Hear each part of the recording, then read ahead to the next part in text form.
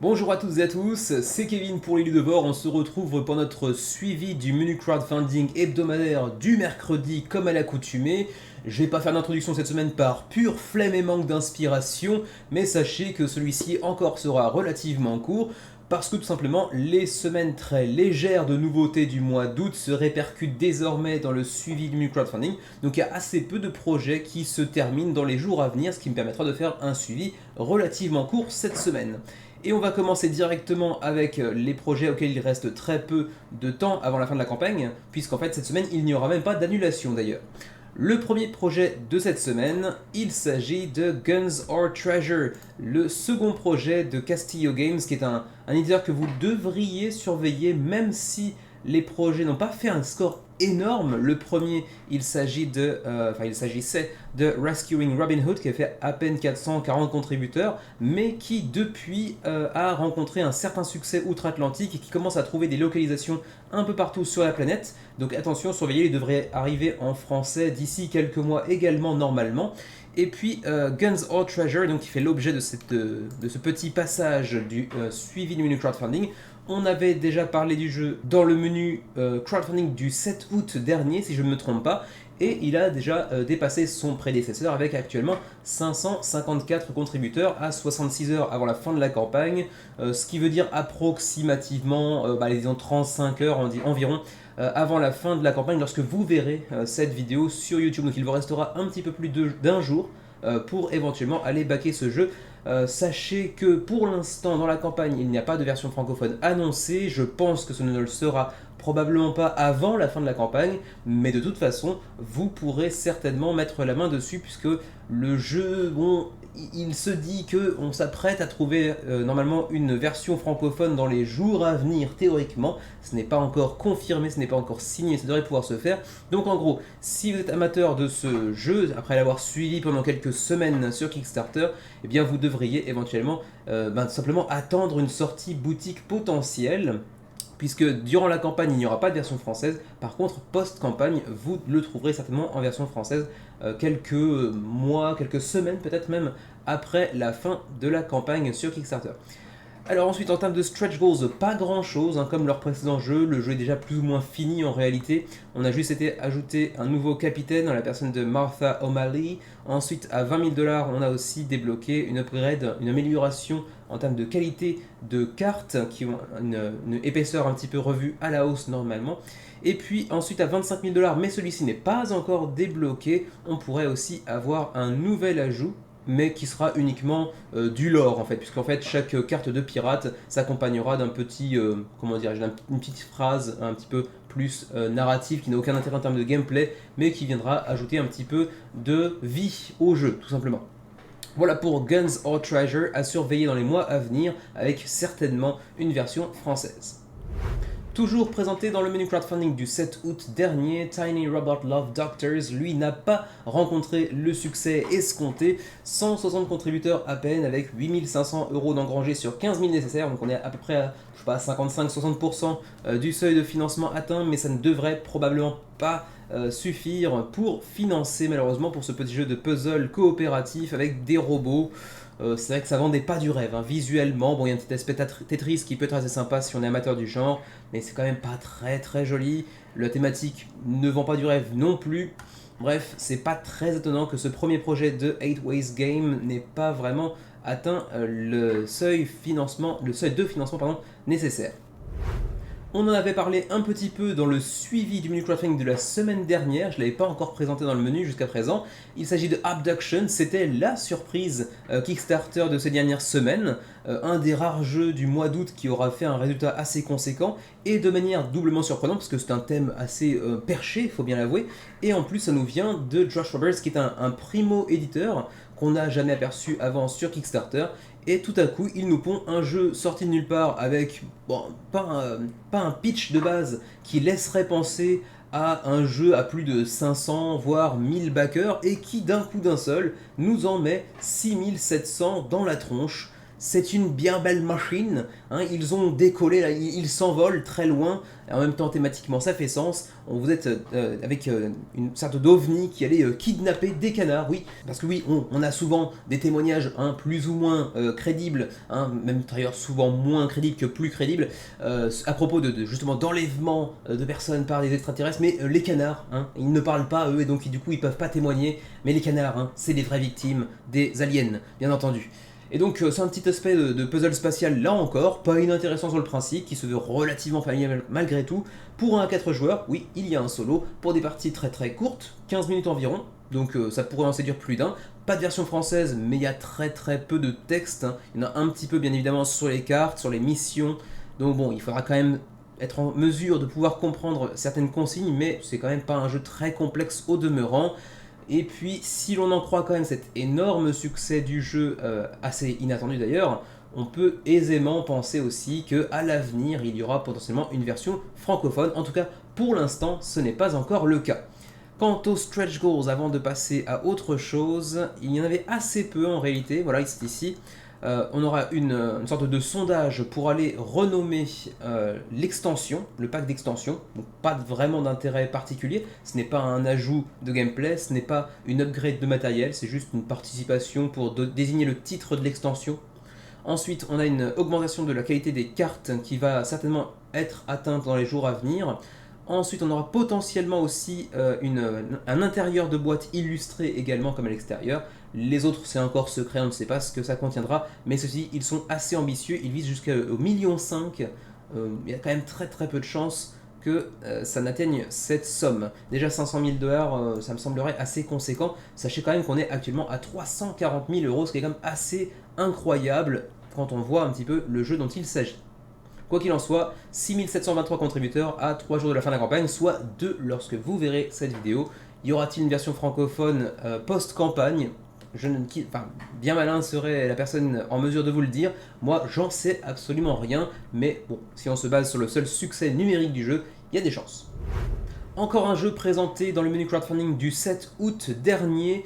All Terrain s'apprête à voir sa campagne se terminer 4 jours avant la fin de la campagne, et vous le voyez, c'est toujours pas ça, 74 contributeurs à peine, mais bon, 6500 €, c'est théoriquement suffisant. Ils avaient un seuil de financement très très bas de 5000 €, donc en théorie c'est financé, donc en théorie vous devriez pouvoir le recevoir si vous l'avez backé. D'ailleurs, par curiosité, allons voir, y a-t-il des Français? Oui, il y a un contributeur en France actuellement, donc ce sera peut-être lui qui aura l'exclusivité nationale sur All Terrain. Est-ce qu'on lui enviera ou non? C'est une toute autre question. Mais bon, ceci dit, bon, le jeu n'avait pas l'air plus vilain que d'autres. Enfin, je pense que c'est un jeu qui aurait pu faire un petit peu mieux s'il y avait eu peut-être une meilleure communication autour du projet. Peut-être aussi plus de communication via notamment les différents influenceurs anglophones, francophones, etc. C'était pas tellement le cas pour ce jeu. Mais bon, si vous êtes amateur de ce thème très très américain de prendre la route, d'aller explorer des zones un petit peu arides et un petit peu inamicales, inhospitalières envers les êtres humains, à dos, enfin pas à dos, mais bon, à dos de 4x4, vous l'aurez compris, au devant de votre monture, ce serait potentiellement pour vous. Mais bon, pas de règles en français, et au demeurant, c'est pas un jeu qui, a priori, devrait crever 3 roues à un 4x4. Présenté dans le menu crowdfunding du 14 août dernier, Barbaric, c'était le nouveau projet, le second d'ailleurs, de Hexa House, qui n'est autre que l'éditeur d'un autre jeu intitulé Victim sur Kickstarter. C'était en 2020 d'abord, annulé, puis une deuxième fois en 2021 si je ne me trompe pas, avec 2000 contributeurs, de très belles miniatures. Ils nous reviennent donc avec Barbaric, un jeu blindé de miniatures très très très joliment réalisé. Avec une direction artistique, je passe un petit peu rapidement sur les images, on verra plus tard, une direction artistique vraiment très soignée, des miniatures vraiment très très belles, là aussi, pour 40 à 90 minutes la partie, 14 ans et plus, 1 à 4 joueurs, potentiellement plus d'ailleurs si vous prenez une nouvelle extension qui est apparue entre temps. Je vous renvoie bien évidemment entre temps vers le menu crowdfunding du 14 août pour en apprendre plus. mais on a ajouté pas mal de contenu avec les stretch goals. Pour ceux qui avaient déjà suivi la présentation dans la semaine du 14 août dernier, vous le saviez, j'avais une petite dent contre le jeu qui avait décidé de dévoiler du matos de jeu de base en réalité dans les stretch goals au fur et à mesure. Et bon, ça c'est une approche que j'ai pas beaucoup appréciée, c'est pas les seuls à le faire bien évidemment, mais au-delà de ça, le jeu est assez intéressant sur le papier. C'est un jeu de confrontation, de chacun pour sa peau, même si on peut le jouer en partie en coop désormais, où vous allez avoir un rider, donc comment dirais-je, un personnage tout simplement, qui va chevaucher une monture de son choix en début de partie, sachant que vous aurez différents personnages, différentes montures que vous pourrez emboîter l'un avec l'autre avec un plateau de monture et un plateau de personnages que vous pourrez ici voilà, emboîter l'un avec l'autre pour faire véritablement un personnage à proprement parler, sachant que les montures et les personnages auront chacun leur propre spécificité. Il y aura plein de combos à aller imaginer. Et au centre, il y aura donc une sorte de grosse bête face à laquelle on devra se mettre sur la tronche en utilisant théoriquement, potentiellement, la grosse bête pour tout simplement arriver à ses fins et tataner nos voisins autour de la table. Mais il y aura aussi désormais donc un mode coopératif, j'allais dire solo, mais oui, solo également, mais coopératif également, dans lequel on pourra donc tout simplement mettre leur race à ces gros vilains pas beaux, quoique si très très beaux en termes esthétiques, c'est vraiment très bien réalisé, mais vous l'aurez compris, c'est des gros monstres pas très amicaux là encore. Et donc, désormais, on a une nouvelle boîte qui est venue s'ajouter aux 3 préalablement présentes. Je crois que c'était bien ça, oui, voilà. Et on a une nouvelle boîte qui est allée s'ajouter, je crois que je l'ai passée, elle devait être dans les stretch goals tout en haut, je crois. Alors que vous voyez ici les différentes photographies des miniatures pré-peintes, elles ne seront pas dans votre niveau de pledge malheureusement, mais c'est vrai que c'est un jeu qui pue la classe visuellement parlant. Et donc, disais-je, cette nouvelle extension, parce que je ne l'ai pas encore vue du coup, enfin je suis passé trop vite dessus tout simplement, voilà c'est ici, en fait tout simplement en début de page. Nouvelle extension qui vient vous permettre de jouer jusqu'à 6 joueurs, notamment en coop totalement, ou également en 3 contre 3. J'imagine que ça veut aussi dire qu'on pourra y jouer en 2 contre 2, j'imagine en tout cas. Donc en équipe, quoi qu'il en soit. Et du coup, ça revient ajouter encore un peu plus de rejouabilité avec des modes différents. Et puis, j'imagine encore peut-être des personnages supplémentaires qui viennent s'ajouter via justement les stretch goals. Les stretch goals, vous les avez déjà vus un tout petit peu quand je suis passé dessus tout à l'heure, mais donc en gros, on aura des upgrades matériels et puis également pas mal de nouveaux personnages et de nouvelles montures qui viennent s'ajouter au jeu. Également des ressources qui ont été upgradées avec des meeples, cette fois-ci en bois avec du screen print. Alors qu'on a aussi Cocorico, un coq très très français, ici Haroun, l'artiste martial comme on pourrait dire, donc l'amateur d'arts martiaux. Ensuite on aura aussi Amanda, une nouvelle monture en forme de poisson. La fameuse boîte, comment ça s'appelle d'ailleurs, j'ai oublié, bon, le Heart of quelque chose, j'arrive pas à lire, c'est trop petit, qui viendra contenir l'ensemble des stretch goals, l'ensemble des daily unlocks comme ils les appellent, parce que ce n'est pas vraiment des stretch goals, mais des ajouts quotidiens. Ensuite, le mode 3 contre 3 qui a été ajouté, le module coopératif dans la fameuse boîte qu'on a mentionné plus tôt qui est ici, sachant que vous aurez également le livret qui va avec, les cartes qui vont avec également, et un nouveau monstre, Honesia, la Queen du Grand Canyon, donc la reine du Grand Canyon qui s'accompagnera bien évidemment de son petit mode solo et de sa faction de petits sbires, enfin de ses minions, les Honesia Swarm, donc la nuée de guêpes. Ensuite, nouveau personnage avec Barbara l'hippopotame, avec sa sulfateuse d'ailleurs. On devrait théoriquement du coup demain, j'imagine, avoir la monture qui va de base avec Barbara, mais que vous pourrez bien évidemment utiliser avec les autres personnages, évidemment. Et on aura encore quelques autres stretch goals, quelques autres daily unlocks comme ils disent, dans les jours à venir, puisqu'il reste à l'heure actuelle 6 jours avant la fin de la campagne, soit 5 lorsque vous verrez cette vidéo. Mais ceci dit, pas de version francophone pour le moment. C'est un jeu qui est quand même assez difficile à localiser parce que c'est un jeu qui coûte très très très cher. D'ailleurs, il y a un nouveau niveau de pledge qui a été ajouté via l'ajout de cette nouvelle boîte que vous avez vue ici. Et ça coûte une blinde. Pour ceux qui voudraient en apprendre un petit peu plus sur le jeu, son univers, ses mécanismes que j'ai très très rapidement abordé ici, mais également sur les prix qui piquent très très très méchamment, vous pouvez aller consulter le menu crowdfunding du 14 août dernier. Voilà pour Barbaric avec presque 1000 contributeurs à l'heure actuelle et tout de même 230 000 € d'engrangés. Également présenté dans le menu crowdfunding du 14 août dernier, Cosmos Empires avec son poisson de l'espace flatulent. Bon, rien de particulier à dire, il reste 6 jours avant la fin de la campagne, le jeu est financé mais de manière assez ridicule pour être honnête puisque le seuil de financement était fixé à 344 €. aucune chance de pouvoir produire un jeu avec si peu d'argent. Mais bon, ils sont à 3536, le jeu est donc financé. Est-ce qu'il ira au bout? Je ne sais pas, on verra bien. Sans contributeurs à l'heure actuelle, y a-t-il des Français qui sont allés s'aventurer dans le cosmos intersidéral des poissons pétomanes? On va le savoir tout de suite. Oui, ils sont 4. Êtes-vous parmi nous? Si oui, signalez-vous pour le fun. J'aimerais bien savoir ce qui vous a encouragé à aller baquer Cosmos Empires. On a aussi 3 Canadiens, on a aussi un Belge d'ailleurs, même un Bulgare après tout, pourquoi pas. Voilà pour Cosmos Empires. Y a-t-il des stretch goals? Oui, il y en a de prévus, mais pour l'instant aucun débloqué, puisque le premier est situé à 5000 €, et c'est juste pour ajouter 8 ou 9 cartes supplémentaires dans le jeu. Voilà, c'est pas un jeu qui vend du rêve, très clairement.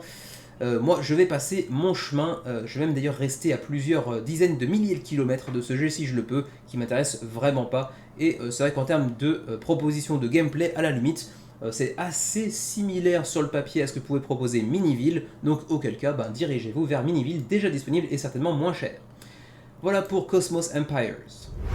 Présenté dans le menu crowdfunding du 21 août dernier, donc il y a une semaine et demie approximativement, Baco, un nouveau roll and write, encore en print and play, c'est désormais très à la mode, ça fait quand même 6-7 mois qu'on voit du print and play quasiment chaque semaine, toujours, presque toujours, pour du roll and write, et c'est encore le cas donc avec Baco Dig and Write, un jeu disponible en français cette fois-ci, auquel il reste 7 jours avant la fin de la campagne, soit 6 lorsque vous verrez cette vidéo en ligne. 717 contributeurs à l'heure actuelle, 5287 € d'engrangés. Alors on a toujours l'impression que ça fait des très très beaux résultats, mais c'est surtout parce que ça coûte très peu cher les print and play, 5 $. En plus on le reçoit dans la foulée juste après la fin de la campagne, donc évidemment ça permet d'attirer plus de monde du fait du prix et de la disponibilité rapide du jeu. Baco, donc petit jeu de roll and write comme on en a vu des dizaines en l'espace de 5-6 mois à peine. Je ne sais pas vraiment ce qu'il va vous apporter de véritablement nouveau. C'est un petit jeu comme souvent les roll and write pour 1 à 100 joueurs, voire même plus si ça vous tente. Pour 15 à 30 minutes la partie, pour 10 ans et plus, donc ça se veut relativement accessible. Visuellement, c'est pas vilain. Vous aurez simplement besoin d'un livret de jeu, de quelques dés ainsi que de cartes que vous aurez imprimées également, parce qu'on vous fournira le PDF avec tout le matos, comme souvent c'est le cas dans ce genre de format. Et puis ensuite, c'est du roll and write, tout ce qu'il y a de plus basique. Ensuite, rappelons également les stretch goals. Le jeu est donc financé, pas de problème. On a une seconde carte, donc une seconde map disponible, ainsi que 5 nouvelles découvertes qui seront jouables. On a aussi Dots and Boxes Mode, un nouveau mode de jeu qui sera disponible, qui vous permettra de jouer avec un nombre de joueurs conséquent sur la même fiche. Donc ça c'est un peu nouveau dans le jeu. Jusqu'à maintenant vous aviez chacun une fiche, comme souvent dans la roll and write. Cette fois-ci, eh bien, vous devrez composer sur la même fiche. Et ça c'est relativement intéressant de ce point de vue-là. Ensuite, on aura aussi 3 nouveaux scénarios qui viendront s'intégrer au jeu, 3 nouveaux challenges pour aller tester vos compétences sur des maps plus complexes, que ce soit en solo comme en multijoueur. Et pour l'instant, c'est tout pour Baco Dig and Write. Est-ce que vous serez tenté par cette énième roll and write en print and play sur Kickstarter? Vous m'en direz des nouvelles. En tout cas, 5 $, vous prenez pas beaucoup de risques, si ce n'est celui de le laisser prendre la poussière numérique, dans votre PC en PDF sans jamais l'imprimer. Ça m'est arrivé avec Voyages.